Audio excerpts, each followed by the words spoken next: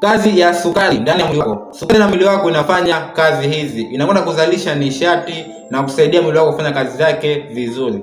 Pia inakwenda kuupa mwili wako nguvu, hasa ubongo na misuli. Sukari ikiwa nyingi ndani ya mwili inasababisha kisukari na kwenda kuharibu mishipa ya damu,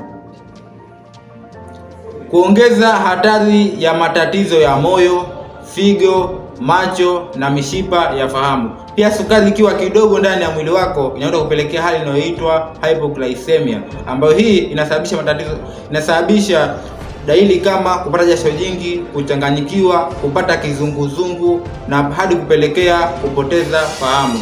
Hivyo hakikisha vyakula vyako ambavyo unakula kila siku vinakuwa katika uwiano ndani ya sukari. Kupata vyakula ambavyo vinakuwa katika uwiano. Usile vyakula ambavyo vina sukari nyingi wala kukosa kabisa sukari ndani ya mwili wako. Share video hii kwa watu wengi zaidi wapate kujifunza. Pia follow hii account for more tips na kwa changamoto yote